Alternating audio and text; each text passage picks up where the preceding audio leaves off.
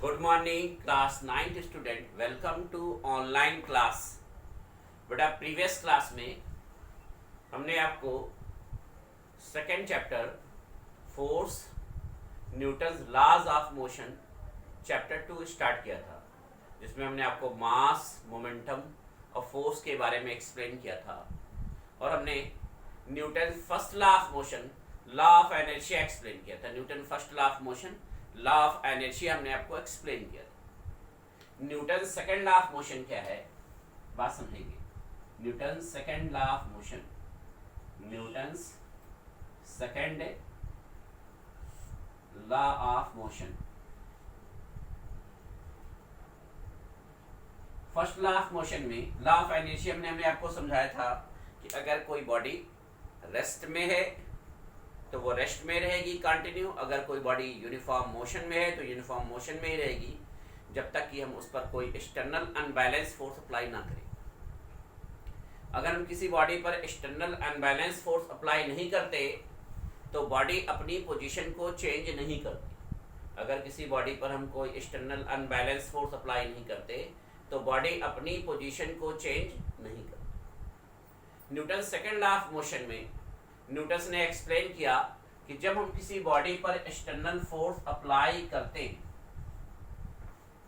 तो applying force जो है वो the rate of change of momentum के डायरेक्टली प्रोपोर्शनल होता है। मोमेंटम p का जो चेंज है टाइम के रिस्पेक्ट में the rate of change of momentum के डायरेक्टली प्रोपोर्शनल होगा। यानी कि जितना ज्यादा फोर्स अप्लाई करेंगे, जितना ज्यादा एक्सटर्नल फोर्स अप्लाई करेंगे, मोमेंटम टाइम के रिस्पेक्ट में उतना ज्यादा चेंज होगा। वेलोसिटी चेंज होगी, पोजीशन चेंज होगा, वेलोसिटी चेंज होगी तो मोमेंटम चेंज होगा। External force apply, external unbalanced force applied on the body is directly proportional to the rate of change of momentum. External unbalanced force applied on the body is directly proportional to the rate of change of momentum. किसी body पर जो external force applied होगा वो rate of change of momentum के directly proportional होगा। जितना ज्यादा force apply करेंगे टाइम के रिस्पेक्ट में मोमेंटम उतना ही ज्यादा ही चेंज होगा। प्रोपोर्शनलिटी को इक्वलिटी में चेंज कर देते तो के हमारा हो जाएगा। डेल्टा पी को हम एम डेल्टा वी ले सकते हैं। मोमेंटम इज इक्वल टू आपको मास इनटू वेलोसिटी बताया गया है, p is equal to m v. Then delta p is equal to m into delta P.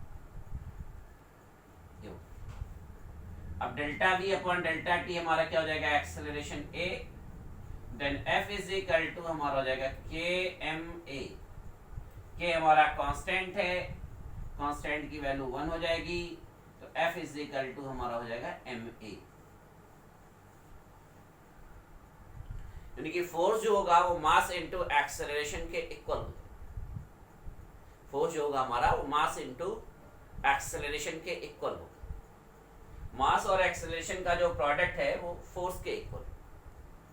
तो according to the Newton second law of motion, unbalanced external force applied on the body is directly proportional to the rate of change of momentum. अब इसकी unit ले लेंगे, SI unit of force.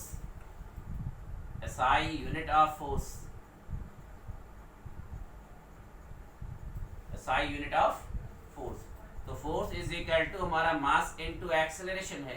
मास को kilogram में major करते हैं, acceleration हमारा metre per second square हो जाएगा। तो फोर्स हमारा हो जाएगा kilogram metre per second square और न्यूटन। यानी कि 1 न्यूटन फोर्स जो होगा हमारा वो 1 किलोग्राम मीटर पर सेकंड के 1 kilogram metre per second square के इक्वल। 1 न्यूटन फोर्स जो होगा वो 1 kilogram metre per second square के इक्वल होगा। 1 न्यूटन फोर्स जो होगा वो 1 kilogram metre per second square के इक्वल। सीजीएस सिस्टम में लेंगे, CGS unit of force, CGS unit of force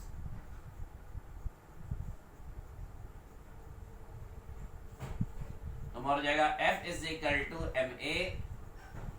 mass को ग्राम में कैलकुलेट करेंगे, एक्सेलरेशन को सेंटीमीटर पर सेकंड स्क्वायर, तो हमारा हो जाएगा 1 ग्राम सेंटीमीटर पर second square is equal to dine.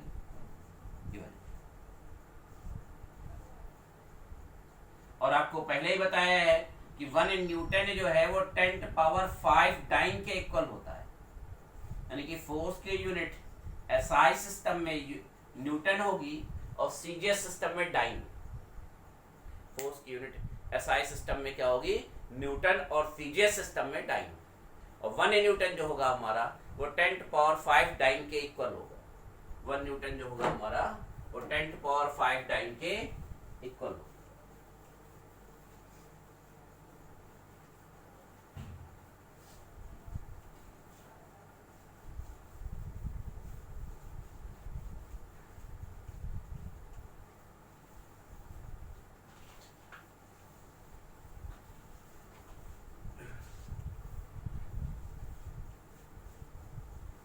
One Newton force 10⁵ dine के हमारा क्या होगा, इक्वल होगा। तो Newton first law of motion आपका हो गया law of inertia, Newton second law of motion हो गया आपका law of motion, Newton third law of motion action reaction law, Newton third law of motion, Newton third law of motion, या bracket में आप कह सकते हैं law of inertia, law of inertia. Newton third law of motion क्या है, every action equal and opposite reaction. किसी body पर अगर हम एक्शन फोर्स अप्लाई कर रहे हैं, मान लीजिए दो बॉडी एक दूसरे के कांटेक्ट में है, बॉडी ए बॉडी बी, ये बॉडी ए है ये बॉडी बी है, दोनों एक दूसरे के कांटेक्ट में है, कांटेक्ट में ए है ये बी, तो ये इस पर force F A B apply करेगी बॉडी ए बॉडी बी पर, तो बॉडी बी बॉडी ए पर जो फोर्स अप्लाई करेगी वो एफ बी ए, यानी कि एफ ए बी जो होगा वो एफ बी ए के इक्वल एंड अपोजिट होगा।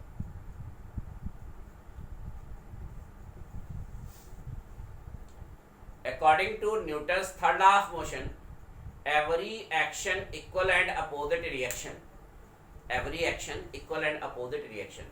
जैसे दीवार पर वाल पर हम फोर्स लगा रहे हैं तो वाल हमारे ऊपर भी फोर्स लगा रहा है, रिएक्ट कर रहा है, वाल क्या कर रहा है, रिएक्ट कर रहा है, यानी कि वाल पर हम जितना फोर्स लगा रहे हैं उतना वाल भी हमारे पर फोर्स लगा रहा है। अगर एक्शन का रिएक्शन नहीं होता तो हम दीवार को घूसे मार मार गिरा देते। जैसे हमारी बॉडी है अर्थ के सरफेस पर बैलेंस है, इसका जो वेट फोर्स है mg वो डाउनवर्ड डायरेक्शन में अप्लाई हो रहा है और नॉर्मली रिएक्शन फोर्स r ऊपर अप्लाई हो रहा है, दोनों इक्वल एंड अपोजिट है, इसलिए हमारी बॉडी बैलेंस है। ये हमारा वेट फोर्स है mg डाउनवर्ड डायरेक्शन में, और ये नॉर्मली रिएक्शन फोर्स r जो है वो ऊपर है अपवर्ड डायरेक्शन। तो according to the Newton's third law of motion, normally reaction force जो है वो mg के इक्वल है। अगर बॉडी हमारी इक्विलिब्रियम में है तो वेट फोर्स जो होगा वो नॉर्मल रिएक्शन फोर्स के इक्वल होगा। वेट फोर्स जो होगा बेटा वो नॉर्मल रिएक्शन फोर्स r के इक्वल होगा, यानी कि r इज इक्वल टू हमारा mg होगा। r इज इक्वल टू क्या होगा बेटा, mg, यानी कि normal reaction force weight force mg के इक्वल होगा। तो बेटा इस टॉपिक को क्लास वर्क कॉपी में नोटबुक में राइट डाउन करेंगे, इसको एक बार रिवाइज कर लेंगे और इस पर बेस्ड 2 न्यूमेरिकल क्वेश्चन सॉल्व करेंगे। Thank you.